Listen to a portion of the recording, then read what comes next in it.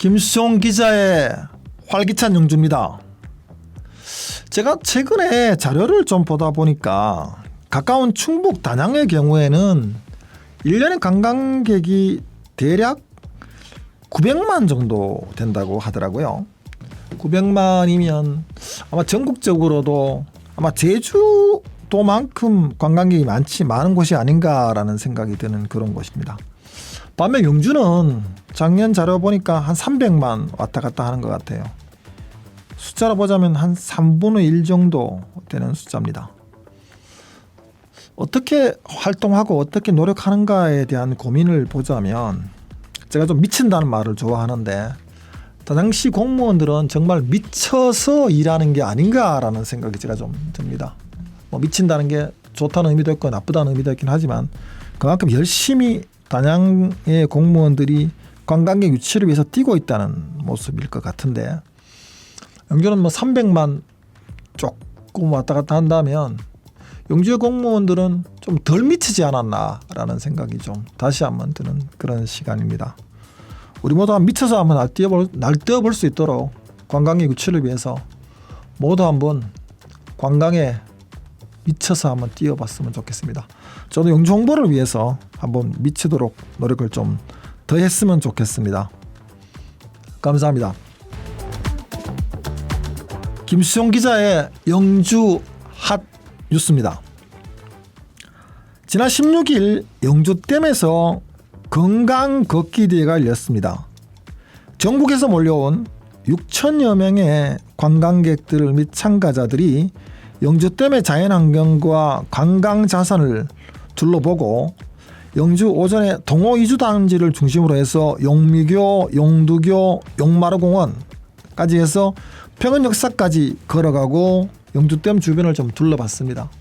전국 걷기 동호회뿐만 아니라 여러 사람들이 가족 단위 혹은 동호회 단위로 참가해서 영주댐을 걸으면서 영주에 새로운 자연유산이 아마 생겼다라고 하는 것을 알리는 계기가 되었다라고 생각을 하고 셔틀버스를 운영하기도 했고 그다음에 현장에서 자유롭게 현장 접수 창구 접수를 했었고 또 많은 경품들을 나누어줘서 생각보다 많은 사람들에게 영주호를 알리는 계기가 됐고 영주호가 좀 이렇게 시민들에게 혹은 전국에 알려지는 계기를 저는 만들었다라고 생각을 합니다. 그래서 저는 제가 지난번에 평원 역사를 가보면 느낀 게 보름날 평원 역사까지 걷는 달빛 기행, 달빛 축제 뭐 이런 것들을 연등을 들고 다니면서 그런 행사도 한번 했으면 좋겠다는 생각이 들더라고요. 그래서 단순히 걷기 행사도 하지만 밤에도 연등을 들고서 별보기 행사 뭐 이런 것도 한번 영주가 좀 만들어 봤으면 좋겠다는 생각을 그렇게 해보던 계기였습니다.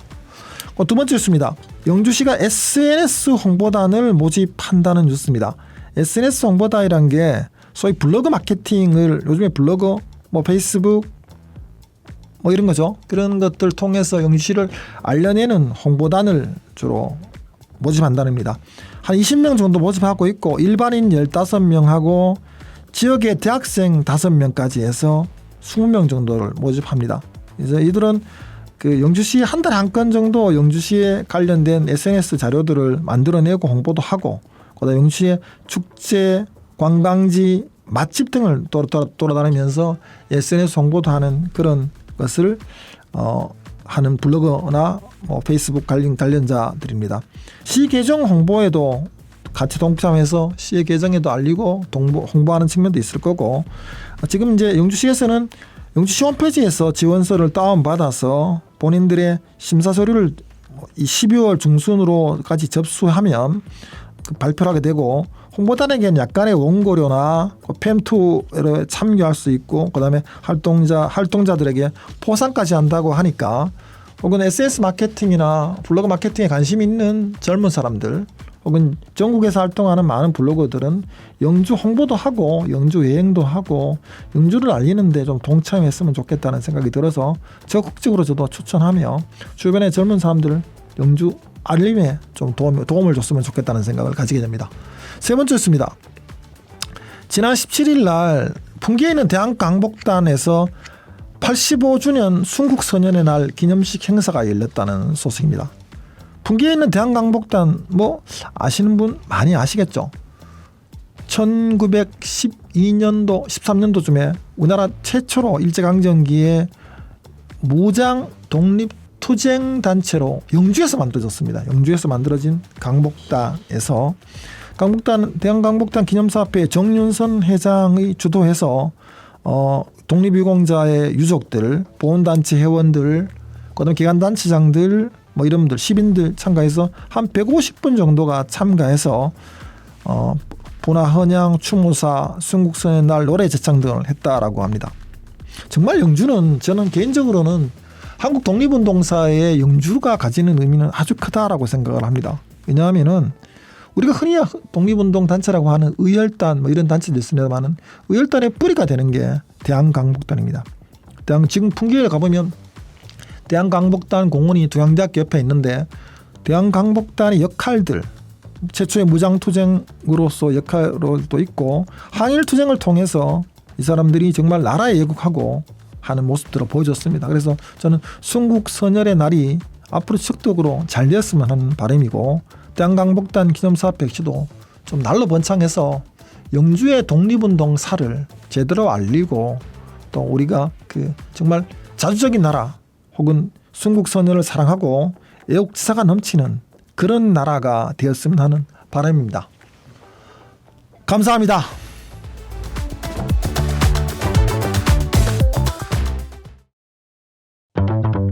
김수종 기자의 활기찬 용주입니다. 오늘은 김수종의 칭찬합시다 코너입니다. 소백산 여우를 사랑하는 사람들의 모임 사무국장을 맡고 있는 김영탁 사무국장을 모셨습니다.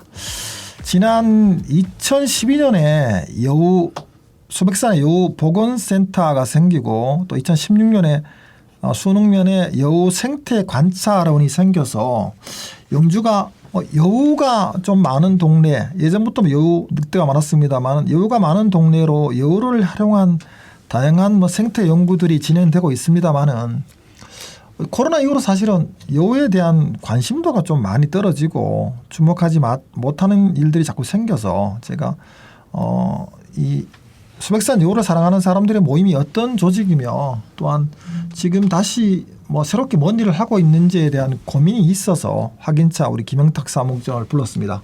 반갑습니다. 네, 반갑습니다. 김영탁입니다. 네, 우선 제가 가장 궁금한 거는 소백산 여우를 사랑하는 사람들의 모임에 대한 소개하고 현재의 현황이 어떤지 좀 궁금해서 불렀습니다. 예. 그 소요사무라고 줄여서 이야기를 하는데요. 네. 우리 소백산 여우를 사랑하는 사람들의 모임은 여우 등 멸종위기종 서식지 안정화하고 생명 네트워크 구축을 목적으로 만든 비영리 단체입니다.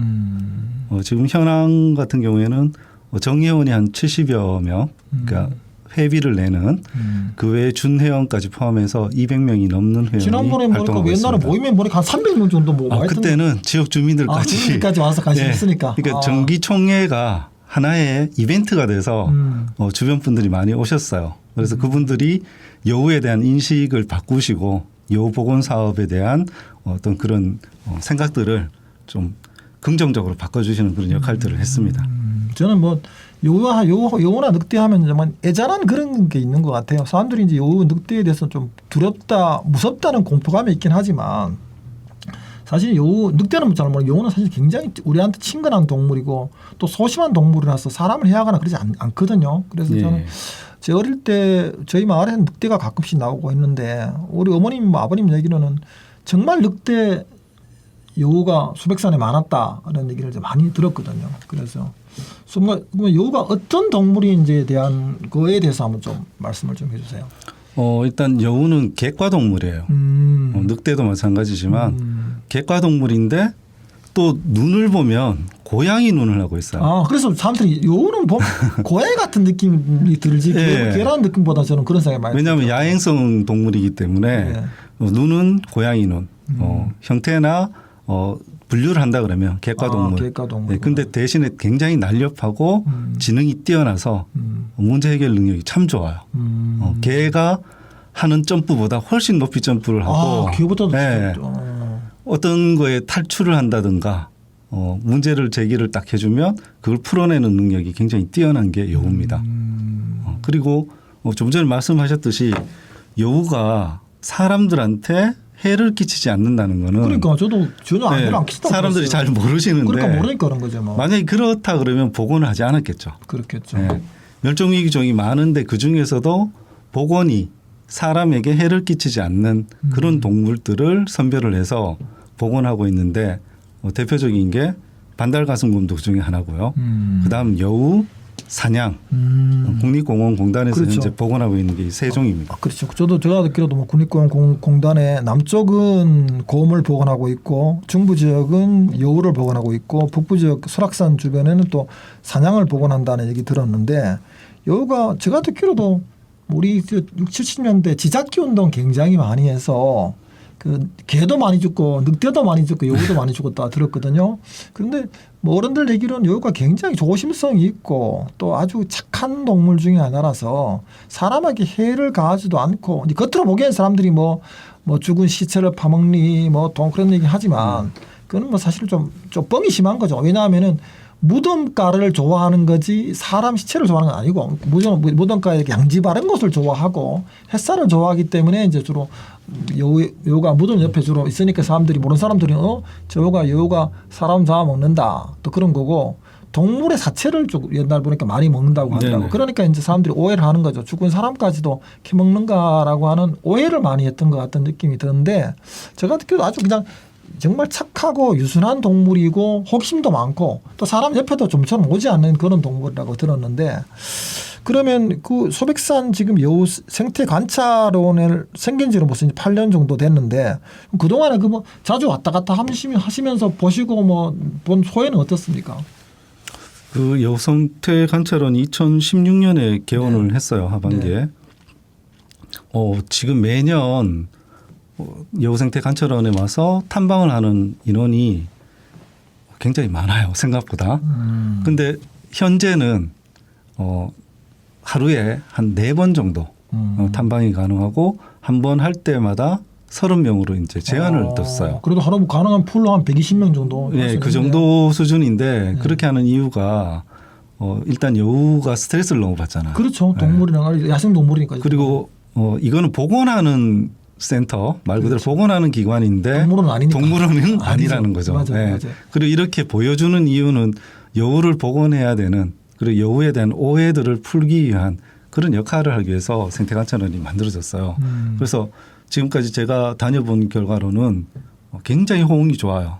특히 외국인들까지 제가 1년에 한 200~300명 정도의 외국인을 초청해서 여우 생태관찰원을 방문을 하고 우리 지역 문화유산을 답사하는 그런 프로그램 운영을 저도 뭐 하는데 옛날 하여튼 문화 예. 관련 것도 열심히 하신다고 들었어요.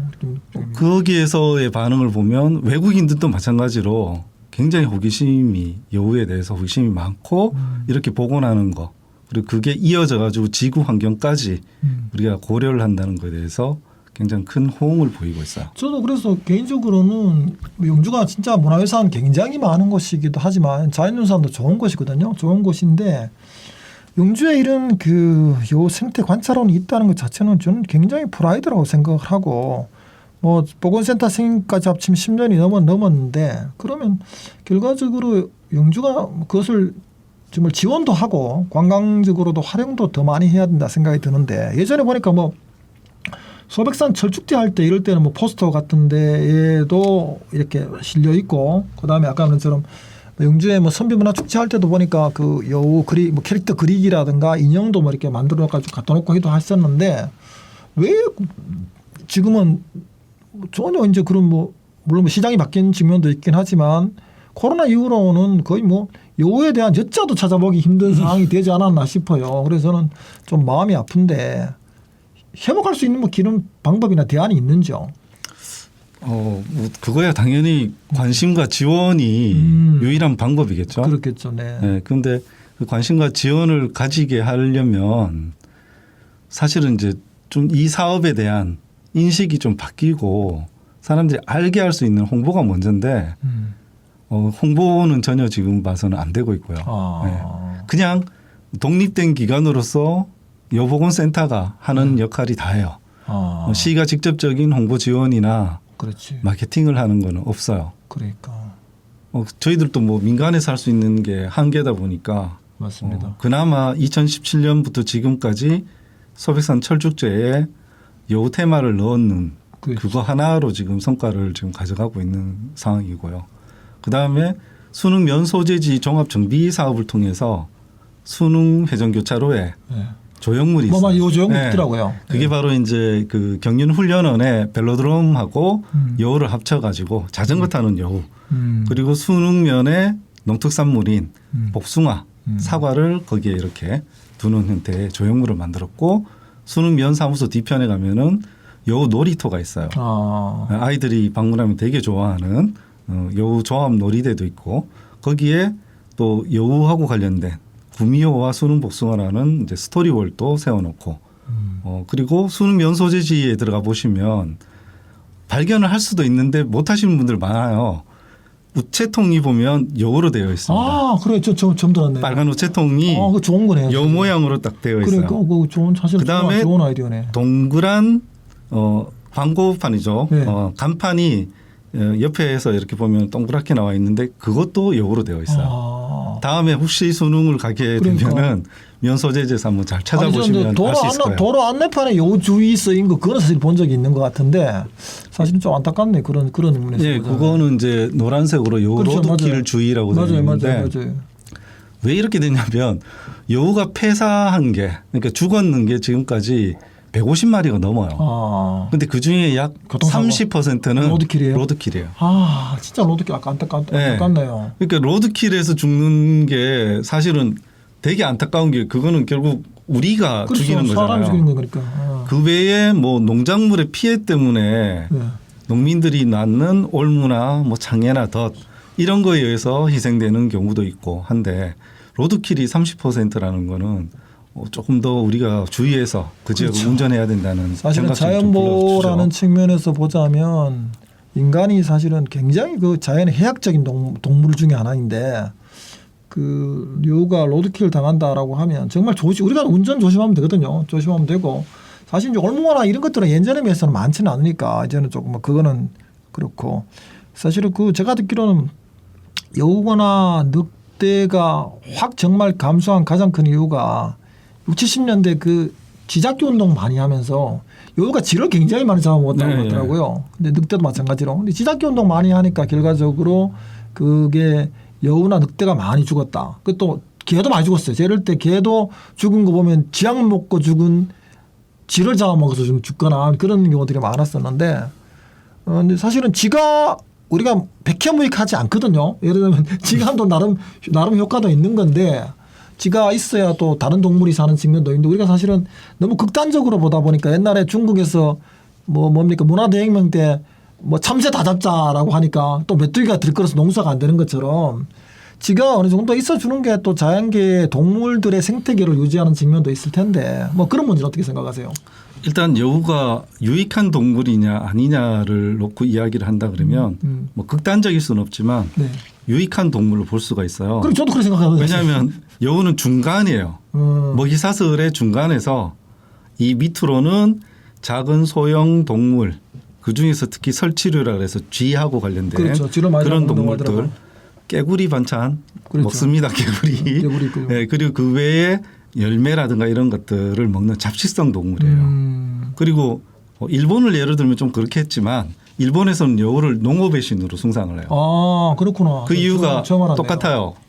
곡식을 축내는 쥐 같은 동물들을 그렇죠. 잡아먹고 그러니까 저도 그래서. 네, 그래서 창고를 곡간을 지키는 신으로서 그렇게 하고 있어요. 창고의 신이. 네, 그래서 여우구나. 교토의 이나리 사원에 가면은 벼이삭을 입에 물고 있는 여우가 신전 앞에 딱 이렇게 있어요. 네. 그럴 정도로 여우는 일단 유익한 동물이라고 저는 이야기를 할 수 있고 이런 여우가 왜 쥐가 이제 아까 얘기했듯이 쥐약 때문에 2차 피해를 입었다. 그렇죠. 이러는데 사실 쥐로 인해서 피해를 입은 동물이 맞기는 해요. 맞기는 그렇죠. 한데 사람들이 모피 좋아했죠. 맞아요. 그 여우 목도리. 여우 목도리 너무 좋아해서 많이 잡아간 측면도 사실 있어요. 많이 잡았어요. 많이 그렇다고 잡았고 하더라고요.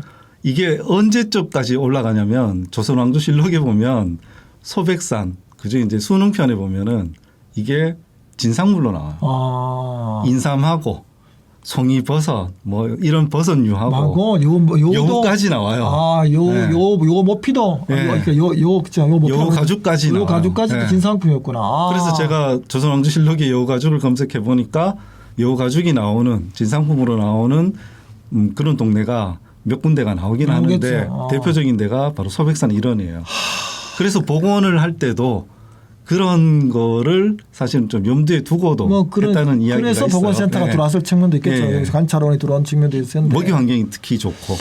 그렇죠. 그래서 누가 그런 얘기 하더라고요. 산에 그 들쥐 때문에 인삼 농사 굉장히 피해를 많이 본다는 얘기를 많이 하더라고요. 그래서 어떤 인삼 하시는 분이 그런 얘기 하더라고. 요 복원만 잘 되면 사실은 들쥐 걱정 안 해도 되는데 말이야. 너무 그 요 다 잡아는 바람에 인삼 농사가 피해 보는 건 생각 안 한다 사람들이. 그러니까 그렇게 그런 거죠. 그러니까 사실은 요를 쥐를 다 잡는 게 정말 우리한테 도움이 되느냐 안 되냐 안 된다 이거죠. 그 요를 못 살게 하는 생태를 만들고서는 의미가 없지 않느냐 뭐 그런 얘기하는 것 같은데 그 비슷한 얘기 같네요. 또 보니까 뭐 동화 같은 경우도 뭐 요 막걸리, 요골 막걸리 이런 게 나오더라고요. 나오고 문경도 가 보니까 또 뭐 오미자 축제 할 때도 요 포스터가 있고 그러고 하는데 물론 요골이라는 게 뭐 전국에 어디 없는데 없을 거예요. 근데 특히 영주봉화 예천 지역 이쪽에 뭐 요가 많았었는데 그 영주 사람들은 이런 생태 관찰원까지 요 생태 관찰원까지 들어왔음에도 불구하고 요에 대한 복원이나 요 사랑을 좀 적극적으로 하지 못하는 측면이 있어서 저는 늘 안타깝다는 생각이 드는데 그럼 앞으로 이제 그 지금 우리 김 국장님 생각하는 여우를 상환하는 사람들의 모임이 나아갈 방향이라든가 목표는 어떤 게 있는지 한번 그다음 또 좀 아쉬운 거나 이런 거에 대해서 말씀을 좀 해주세요. 일단 저희 단체 자체가 여우복원 사업을 후원하고 지역 활성화 자원으로 만드는 게 목적인데 네. 그 두 가지 목적을 위해서는 항상 일정한 노력을 기울여야 되겠죠. 그렇죠. 그런데 저희들이 확산시킬 수 있는 데는 한계가 분명히 있어요. 맞습니다. 그래서 늘 잘 되는 곳을 보면 민과 관이 합심이 잘 되고 단기에 그치지 않고 장기적으로 맞아요. 목적을 이뤄가요. 맞아요. 근데 영주는 좀 생각들이 되게 좀 단편적이에요. 짧아요. 그래서 지금까지 실패했던 요인은 그런 게 아닌가. 그게 문화관광 분야에 다 적용이 돼 보면 왜 성공 사례가 안 나오는지가 답이 나오는 거예요. 그렇죠. 끈기가 없어요. 그리고 누군가가 뭔가를 한다 그러면 그 반대편에 서는 사람들이 항상 있는데 그렇죠. 그 사람들의 목소리가 좀 커요. 뭐 예를 들면 여우를 복원해 가지고 가는 것이 또 유리하고 우리가 활용할 수 있는 가치가 더 높다고 해도 일부는 피해를 보는 사람들이 나올 수가 있어요. 그렇죠. 그건 당연한 거죠. 어디나. 근데 그거에 대한 불만의 목소리가 나머지 긍정적인 목소리를 부를 정도로 나와요. 그리고 그런 작은 목소리를 할지라도 관은 또 거기에 많이 신경을 써요. 그렇죠. 네, 그러다 보니까 특히 선출직들은 예를 들어 그런 거죠. 전임 시장이 하는 일을 후임 시장은 또 안 하려고 하고 그다음에 전임 시장이 잘했음에도 불구하고 좀 이어받아야 되는데도 불구하고 또 안 하려고 하는 측면도 있고 그다음에 아까 말처럼 유권자들 중에 목소리 큰 사람들을 무서워하거든요. 사실은 이게 목소리가 작더라도 필요하다고 생각하면 해야 되는데도 불구하고 그것을 이제 리더가 제대로 결정을 하지 못하는 측면이 저는 있는 것 같은 생각이 들어요. 그래서 저는 코로나 이후로 사실 몇 년 동안 너무 잠잠해서 야 이거 좀 심한 거 아닌가라는 생각이 들어서 제가 뭐 특히 그전에 몇 년 전에는 보니까 우리 김원태 사무국장이 뭐 여우할 관련해서 뭐 행사도 많이 하고 이벤트도 많이 하고 해서 굉장히 바쁘게 뛰어다니는 걸 봤었는데 최근에 이렇게 모습을 보니까 여우 얘기는 영주 어디를 가도 여우 얘기는 쏙 들어가 있고 뭐 여우에 대한 자료도 보기 힘들고 해서 야 이건 나라도 진짜 어디 그 소백산 여우를 사랑하는 모임에 회원 가입해서 하다못해 여우 캐릭터라도 들고 다녀야 되냐 차에 매다고 다녀야 되나 이런 생각이 들 정도거든요. 그래서 아쉬운 게 많은데 그러면 이제 신화 간에 가장 요구하고 싶은 건 어떤 건가요? 뭐 요구라기보다는 네. 좀 협력을 했으면 좋겠다는 생각이 지금 들고 있는데 한 번에 어떤 예산을 마련을 해서 지원을 하고 이런 거는 저희들이 크게 바라지는 않아요. 다만 할 수 있는 선에서 확산시키는 역할은 좀 해줬으면 좋겠어요. 왜냐하면 이게 영주시의 일이 아닌 게 아니에요. 영주시 그렇죠. 사무예요. 맞아요. 네.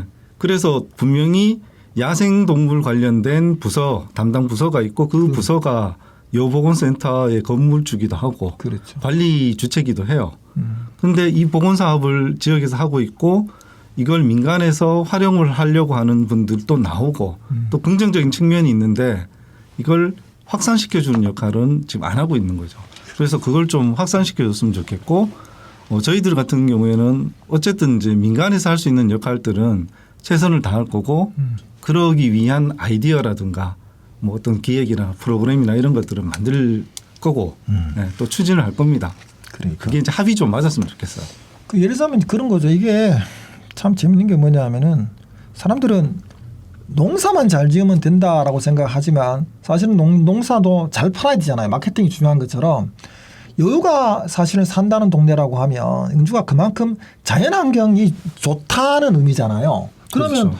여유가 사는 소백산 나라 여유가 사는 동네에 자연환경이 좋은 농산물이라고 하는 컨셉으로 가면 지역 농산물에도 더 도움이 될 건데 그거를 잘 모르니까 이제 그런 고민을 좀 하는 것 같아요. 저는 그래서 개인적으로는 조금 더 영주 농산물 판매라든가 관광을 위해서라도 더 적극적으로 여우를 알리고 또 육성하고 키워야 되지 않나라는 생각이 좀 드는 게 사실이에요. 그래서 하여튼 뭐 저는 뭐 사실은 한 15분, 10한 7, 8분 정도 얘기를 안 하는데 근데 그 김영찬 사무국장 그러면 이제 요 자리에서 마지막으로 우리 여우 사랑하는 모임에 대한 자랑 좀 해주시고 회원 모집 얘기도 좀 해주시죠. 연락처하고 얘기를 해주시면 제가 또 저도 주변에 네. 소개 좀 하겠습니다. 뭐 자랑을 하기엔 좀 그렇고 그리고 또 노력을 더 해야 되는 측면이 있긴 네. 하지만 말이죠. 저희들이 준비를 하고 있는 게 있는데 그걸 통해서 여러분들을 좀 만나고 싶어요. 어떤 거냐면 여우 축제를 생각하고 개최를 하려고 해요.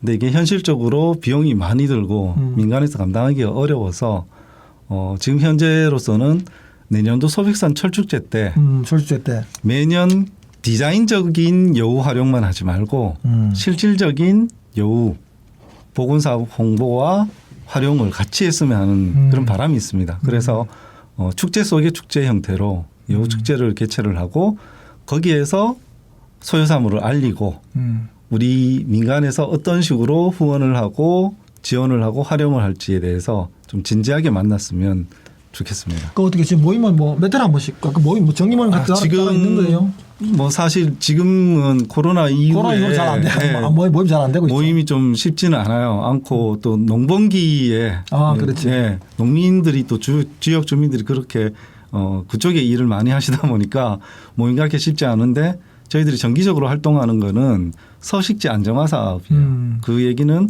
올무, 그렇죠. 장애, 맞아. 덕 이런 것들을 제거하는 없애야 돼요. 네. 맞아. 그리고 로드킬 같은 것도 좀 주의해 달라고 주변 분들한테 알리는 역할 이런 것들을 지금 꾸준히 하고 있는데 저희 이 FM 방송 끝나고 나서 혹시나 이제 연락처를 제공해 줄 수 있으면 네. 제가 대표 연락처를 남겨드릴 테니까 그렇죠. 네, 관심 있는 분들 방송으로 연락 주시면 저한테 연락 주시면 뭐 제가 김영택 사무국장 소개도 해드리고 또 모임이 잘 될 수 있도록 저도 한두 번 좀 나가 보겠습니다. 왜냐하면은 지역이 잘 되는 길 중에 하나가 이런 민간이 주도하는 작은 모임들이 굉장히 잘 돼서 그게 지역 발전에 도움이 되고 그다음에 그게 지역 환경 문제라든가 생태 문제에 있어서 도움이 되는 거예요. 결과적으로는 영주의 농산물도 더 판매할 수 있는 측면도 있을 거고 영주의 문화유산, 자연유산이 좋다는 걸 우리가 좀 적극적으로 홍보할 수 있는 기회가 되지 않을까 싶은 생각이 들어서 저도 늘 그럽니다. 그래서 사실은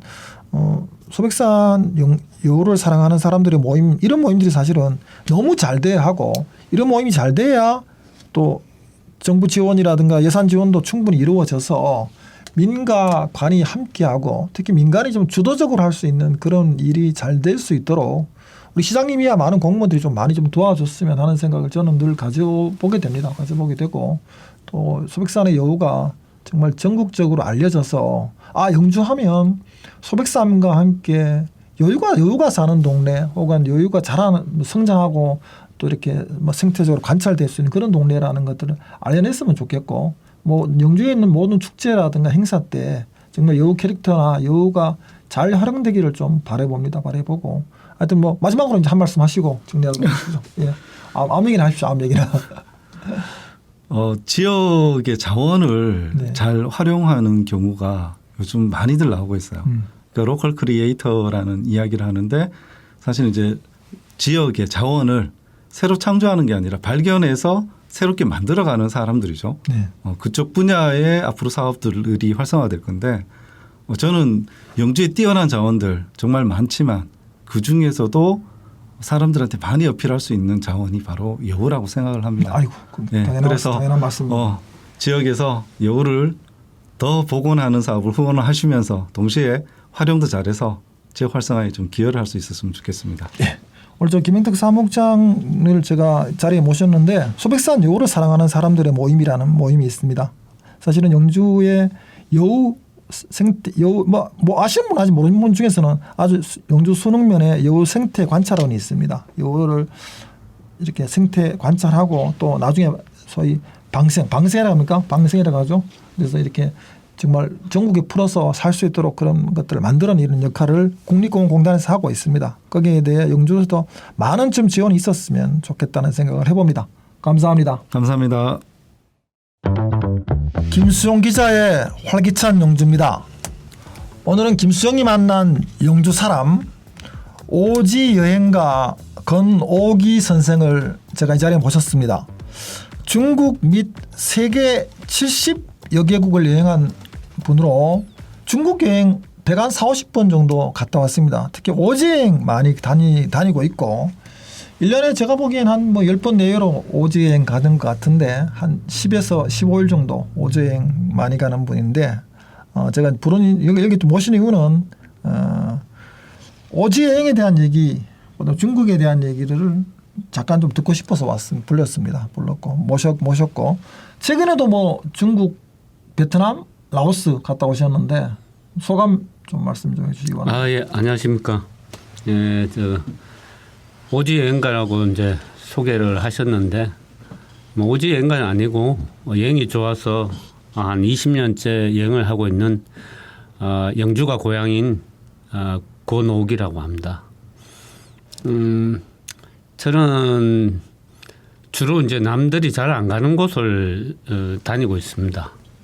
중국은 주로 이제 서쪽, 우리가 말하는 이제 서역,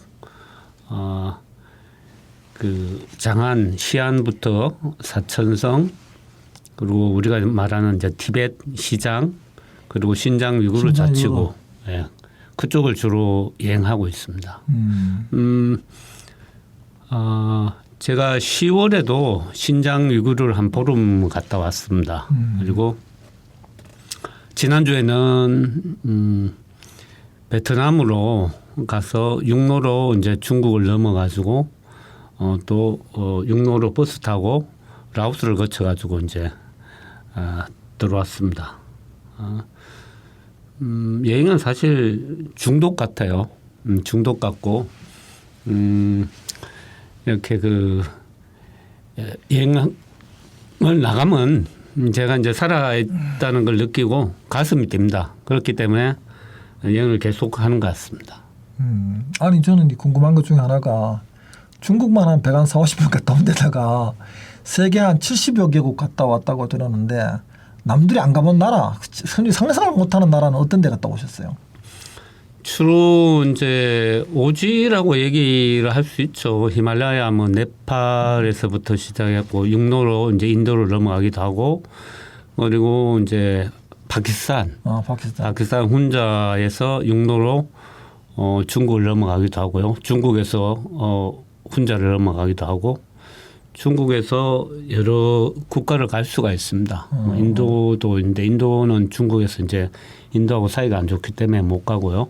미얀마라든지 그리고 그 베트남 뭐 이런 나라를 이제 중국에서 육로로 제가 볼 때는 여행의 그 최고치는 육로 여행입니다. 육로 비행기 타지 않고 버스나 기차 타고 다니는 버스 타고 기차 타고 걸어서 가는 육로. 인도에서도 파키스탄을 걸어가지고 육로로 넘어가 봤고요. 그리고 레바논 우리가 이제 헤즈볼라 요새 이제 중동의 레바논. 사실 레바논은 우리가 잘못 알고 있는데 레바논은 사막이 없습니다. 사막이 없고 지중해 가장 아름다운 도시. 유럽하고 거의 뭐 중동이라고 생각하는데 인종은 거의 유럽 인종하고 거의 흡사하고요. 하긴 우리 중동도 범위가 크고 인종이 많으니까 다 생각하는 건 그리스 틀리죠. 로마에 나오는 그러니까. 그 레바논이 시작이 되는 거죠. 레바논에서부터 시작이 되는데 이게 보면 에루페가 레바논 사람입니다. 우리가 이제 그 제우스가 에루페를 항소로 이렇게 변장시켰고 도망을 가잖아요. 네. 근데 그 크레타 섬으로 도망가는데 그 에루페의 그 원 태생이 레바논입니다. 그래서 그리스 로마가 이제 시작이 되고 그리고 유럽이 시작되온 유럽의 어원이 에우로페 아닙니까? 그 나라가 레바논입니다. 아 레바논이 유럽의 어원이구나. 예, 예. 저 몰랐네요. 에우로페에서 나온 거죠. 저는 또 지난번에 놀란 것 중에 하나가 아프리카에도 어디 지중해 연안에 아프리카 쪽에 뭐 스키장도 있다면 스키장. 그게 스키장 이제 있다. 아프리카에 스키장이 있다는 얘기 처음 들었는데. 아프리카에도 보면 우리가 모로코, 예, 맞아. 모로코가 스키장이 있다. 그 모로코가 스페인에서부터 이렇게 배를 타고 이렇게 갈 수 있는데 지중해 연안에 이제 그 연안에 있는 도시인데 위쪽에는 추워요. 위쪽은 춥기 때문에 그러니까 스키장이 있구나. 스키장이 있습니다. 스키장이 있고 눈이 와요. 이란도 사실 눈이 오고요. 이란도 스키장 있다고 하더라고요. 이란은 사계절이 있습니다. 그러니까 이란은 봄, 여름, 가을 다 겨울이 다 있고 우리처럼 봄, 여름이 짧은 게 아니고 봄, 여름, 가을, 겨울이 3개월 명확하게 구분되고 스키장도 있다라고 하더라고요. 그렇죠. 우리가 이제 그 여행을 하다 보면 우리가 잘못 알고 있는 그러니까 중동은 특히 잘 모르니까. 예. 잘못 알고 있는 뭐 상식이라든가 이제 판단의 어떤 선입견 이런 것들이 많이 잘못 알고 있는 것들이 있는데 사실 중동 지방에 이제 보면 이란은 사실 페르시아족이잖아요. 그렇죠. 페르시아족인데 종족도 다르고 종교적으로는 또 아랍도 아니고. 예, 이제 아랍이라고는 볼 수 있죠. 아랍에서 그러니까 뭐 크게 보면 아랍이긴 하지만 아랍은 민족이 틀리니까 민족이 틀리니까. 아랍에서 유일하게 그 아랍을 안 쓰는 그러니까. 나라가 세 개 국가가 있습니다. 아, 세계권화 돼요? 예. 이제 아랍을 안 쓰는 나라가 방금 얘기했던 페르시아를 쓴 이란. 그리고 히브리어 쓰는 이스라엘 맞아. 이스라엘도 중동이라고 미드이스트 중동이라고 볼 수 있고요. 또 한 나라가 터키입니다. 아, 터키. 터키는 터키어를 쓰죠. 그렇죠. 터키는 우리하고 가까운 돌궐족이니까 터키에. 그렇죠. 돌궐족인데 중국에 제가 갔다 온 신장 위구르 자치구는 소고드인이라고 해가지고 원래는 이제 투르크 계열에 지금은 있는데 투르크 쪽이구나. 원래는 소고드인은 페르시아계입니다. 페르시아계가 거주를 하다가 이제 투르크계하고 이제 혼혈이 되다 보니까 지금은 이제 투르크계하고 거의 그 같이 공존하고 있는 상황이 되죠. 아까 세계 뭐 70명, 80명 예. 가봤는데 안 가본 데는 어디예요? 안 가본 대륙은? 아프리카도 가봤고요. 뭐 남미도 가봤고 뭐 안 가본 데는 거의 대부분인데 안 가본 곳도 많죠. 아주 당연히 많죠. 많은데 세계가 220개국이니까 70개국이면 한 3분의 1 갔다 온 거니까. 그래도 뭐 거의 많이 갔다 왔으니 저 같은 사람은 몇 개국 못 갔는데. 근데 제가 봐서는 이제 이렇게 그 오지가 사실 가슴을 뛰게 해요. 네, 그러니까. 유럽은 사실 제가 옛날에 우리나라 사람들이나 처음 여행하는 사람들은 다 이제 서구 문명의 영향이에요. 우리가 이제 서구 문명의 이제 잘못된 어떤 교육계, 우리가 이제 서양식 교육을 받다 보고 그리고 서양 철학에 기초하고 기독교적인 어떤 서양 철학, 그리스 철학의 어떤 기초를 하다 보니까 다들 유럽의 환상에 빠져 있어요. 그런 것도 있지만 소위 이제 아까 말처럼 그런 서구식 교양만 받다 보니까 오지는 무섭다 혹은 치안이 안 좋다 뭐 두렵다고 하는 그런 게 더 많다 보니까 아까 말처럼 백인 중심 사고 기독교 중심 사고다 보니까 그렇지 않은 나라에 대해서는 두려움이나 공포가 있는 거죠. 특히 오지에 대한 공포는 더 있는 거고.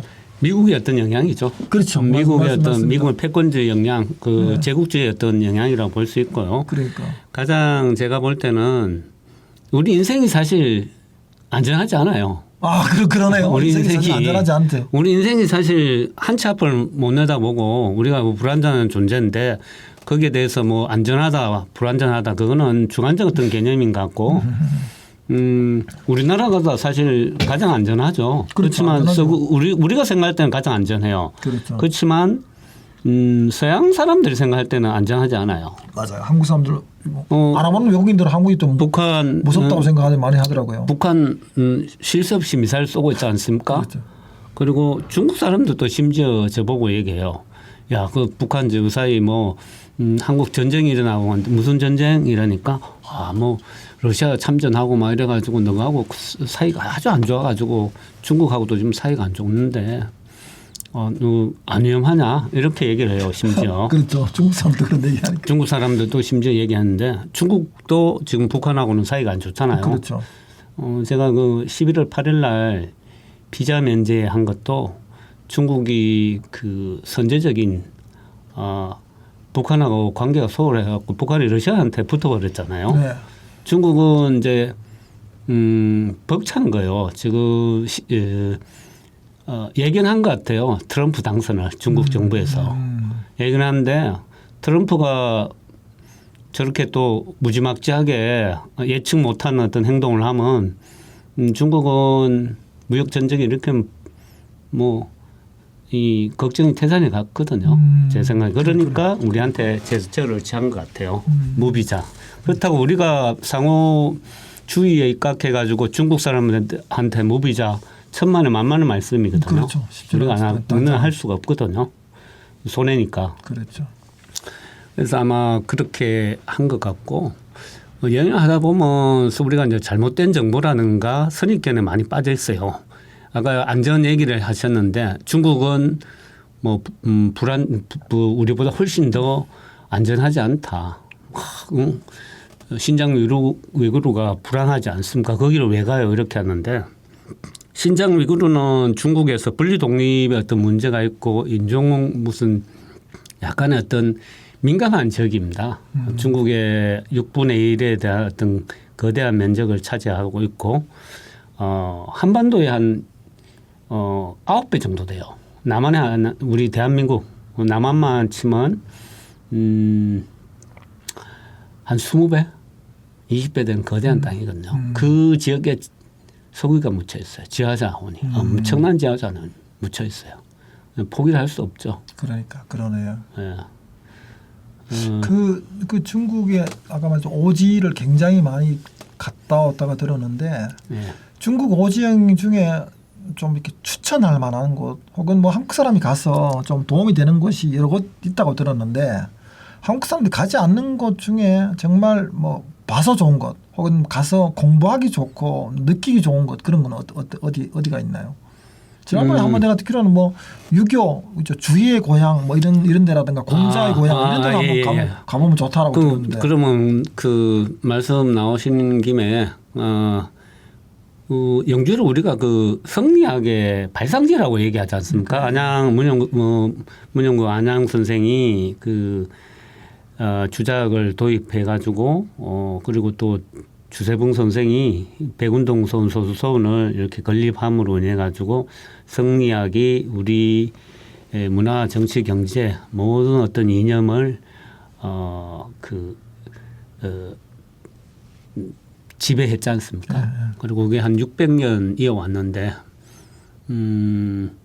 사실 그 성리학은 주자학과 성리학은 우리가 이제 같다고 이렇게 보는데 그거를 이제 학문적으로 체계화시키는 건 맹자공자가 아니고 맹자공자 사상을 주의라는 그렇죠. 주자가 11세기 사람이거든요. 그렇죠. 11세기 사람. 저 기억으로는 주자가 그 1200년에 아마 돌아갔을 거예요. 1130년에 태어나왔고 뭐 하여튼 그 정도 11세기 12세기 사람인데 그때 이제 정립을 했어요. 사설을 주자의 어떤 자기만의 어떤 그걸로 해석을 하고 이래가지고 학문적 반열에 올렸다고 이제 볼 수 있죠. 그래서 이제 주자학하고 성리학을 거의 같다고 이제 보고 있는데 성리학이 이제 큰 개념이고 주자학은 거기에 이제 주자의 어떤 학문이 공통된 부분도 있고 이렇게 포함되는 거죠. 그 주자가 이제 최초의 그 서운을 세운 게 백록동 서운이라고 있어요. 백록동. 백록동 맞지? 백운동선 이름 비슷하네요. 그러니까 백록동선. 주대붕성성이 백록동 서운을 그 모태로 해가지고 백운동으로. 아 그렇구나. 예. 그 주위가 세운 백록동 서운이 중국에 있는 거죠? 있습니다. 거기 한번 나중에 가봐야겠네요. 아, 예, 좋죠. 거기 이제 주위는 사실 보면 복군성에 있는 무이산. 우리가 이제 구곡을 노래하지 않습니까? 도산구곡 이 우리 그 주자의 어떤 영향을 받아갖고 수능에도 있죠. 죽계구곡 있잖아요. 죽계구곡 있죠. 그렇죠. 예. 안축에 죽계구곡, 죽계구곡이 있는데 거기에 가면 원구곡이 있습니다. 무의구곡. 아, 무의구곡이 있구나. 네. 중국에. 이황 선생이 그 가장 그 가보고 싶었던 곳이 무이산이었어요. 아, 무의구곡. 아, 그러니까 주위가 사셨다고 주위에 뿌리가 있으니까 예. 태계가 그거 가고 싶었다. 예. 아주 처음 알았네요. 예, 태계 선생도 그렇고 모든 조선의 유학자들은 무이산에 가고 싶은 거죠.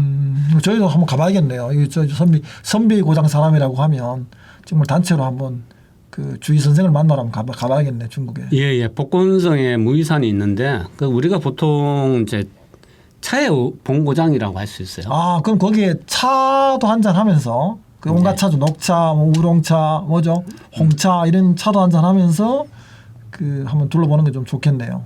그렇죠.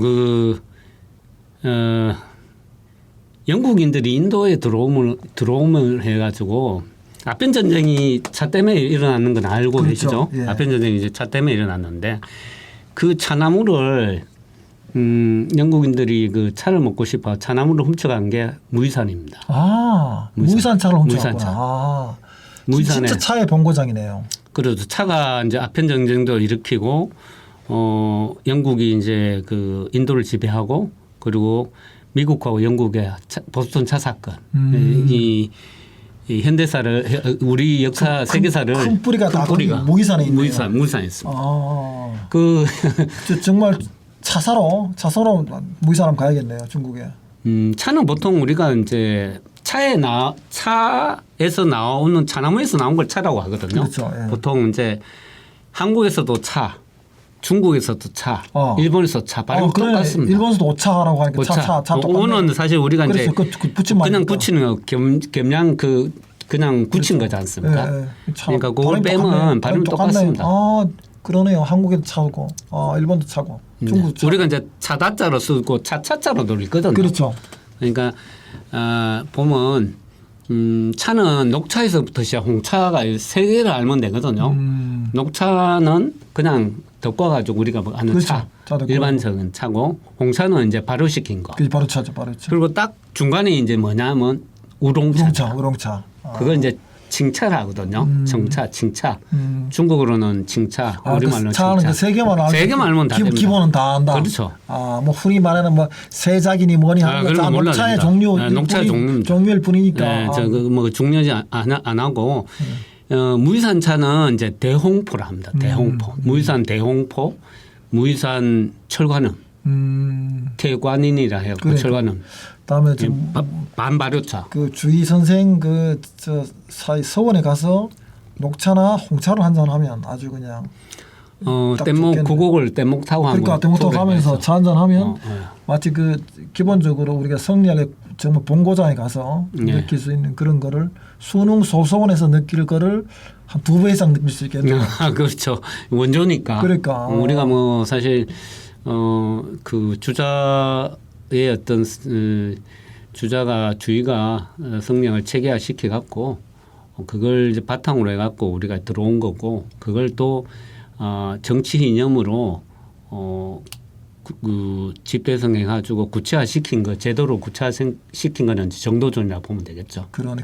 사실은 그렇죠. 안양 선생의 철학을 학문적으로 받은 사람은 뭐 아까 말처럼 뭐 태계 이양이나 이런 분들이 거고 그렇지 않으면 그 실천적으로 받은 사람은 사실은 정도전이 아닐까 싶네요. 정도전. 그렇죠. 정도전이 그건 이제 예, 건국 이념으로 해가지고 완벽하게 그 모든 제도라든지 모든 어떤 교육이라든지 정치 체계를 체계화시켰죠. 그러네요. 네.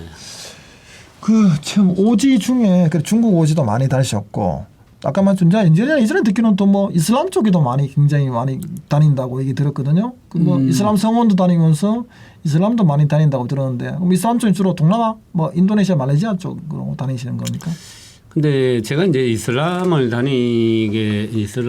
공부를 하고 이슬람을 이렇게 쪽에 이제 관심을 갖게 된 이유가요. 지금 제가 한 2, 3년 후에 실질적으로 이슬람이 세계 제1의 종교입니다.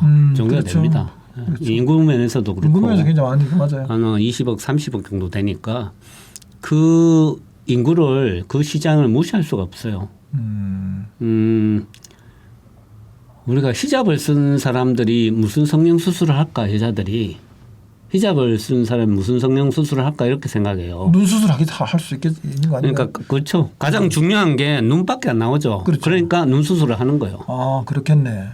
보이는 게 눈밖에 안 보이잖아요. 맞아요. 그럼 가장 중요하잖아요. 그러니까 다른 데는 수술 안 해도 눈 하는 거죠.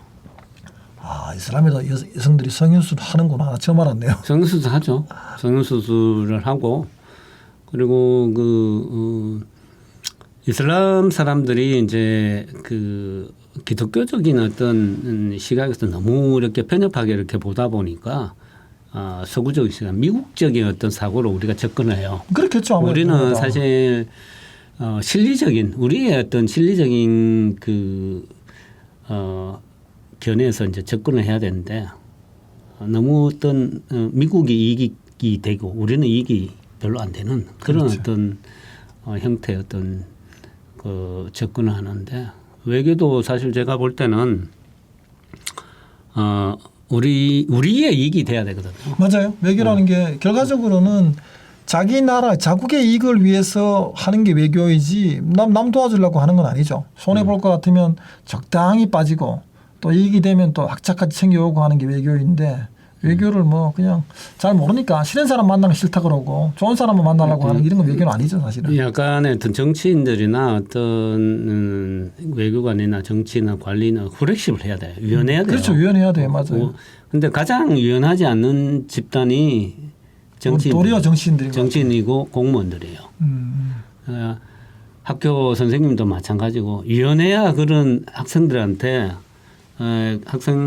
어떤 많은 어떤 동기부여도 해주고요. 그렇죠. 그리고 그 학생들이 유연한 선생님의 사고를 받아갖고 더욱더 유연해주고 창조적인 어떤 인간이 될 수가 있고 자기의 어떤 삶을 풍요롭게 살 수가 있는 거거든요. 그게 이제 제가 볼 때는 너무 이슬람은 과격하다 이렇게 생각해요. 그렇죠. 이슬람은 과격하다. 근데 선제 공격은 사실 잘 안 해. 우리도 보면 우리나라도 남을 침범한 한 번도 없잖아요. 그렇죠. 방어만 하지, 디펜스만 하지. 근데 이슬람도 보면 선제 공격은 사실 안 해요. 지금 뭐 팔레스타인 같은 경우도 헤즈볼라, 뭐 하마스 이런 거 같은 거 이스라엘이 억지를 부리고 거기 이제 미국이 이스라엘의 어떤 뒤편에 해갖고 이제 자꾸 억지를 부리는 걸 이제 용인해주고 도와주고 자본의 힘이죠. 그렇죠. 유대인들의 어떤 자본의 힘이다 보니까 그렇게 하는데 우리는 사실 이스라엘 편 들 필요도 없고 뭐 누구 편도 사실 들 필요가 그렇죠. 없는 거죠. 우리 편만 넣으면 되는 거니까. 그렇죠. 사실은. 이쪽도 다리 거쳤다가 저쪽도 다리 걸치고 뭐 우크라이나 전쟁도 마찬가지인 것 같아요. 우크라이나 전쟁도 마찬가지. 그래서 저는 어느 날 이제 조금 이슬람을 좀 알자, 제대로 알자 이래갖고 이슬람 사원도 다니고 제가 사는 지역 이제 저는 이제 울산에 살고 있는데 그쪽에 이제 유학생들 석박사 과정들 케어도 해주고 한 10년 된 것 같아요. 그러면서 이제 이슬람을 이제 여행을 하게 됐어요. 뭐 인도네시아 그리고 뭐 파키스탄, 방글라데시 그리고 그 모로코, 튀니지. 부럽습니다. 예. 자, 그리고 그러면 뭐 이제 올 연말하고 내년 뭐 봄에 갈 계획들 대충 이제 안내 좀 해주십시오. 올 연말에는 갈 계획 있습니까? 연말에는 사실 안 제가 1, 2월 달에. 제 개인 여행을 할까 하고요. 1, 2월 달 계획 좀. 1월에는 사실 방금 얘기했던 무이산 쪽에 한번 가볼까. 무이산 쪽에 차 여행을 하고 뭐 주의 선생의 주의성의 백록동소원 뭐 이런 걸 한번 1월 달에 가볼까 생각하고 있고요. 또 2월 달에는 2월에는 우리가 생각했던 차마고도. 차마고도. 네. 차마고도가 지금 남쪽이죠. 남쪽 고원지도 넘어가는 거죠. 차마고도. 차가 우리가 그 운남성의 차, 운남성의 보이시에서 나온 보이차.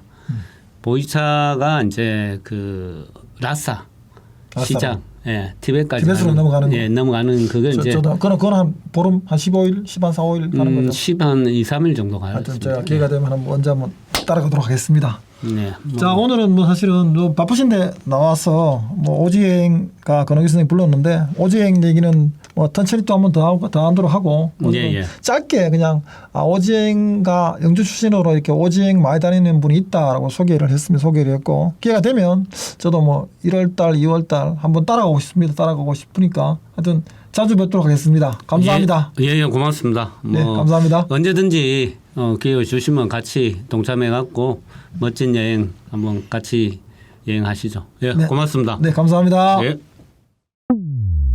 영주 FM 우리 지금 당장 만나요. 여러분과 함께하는 날 바로 89.1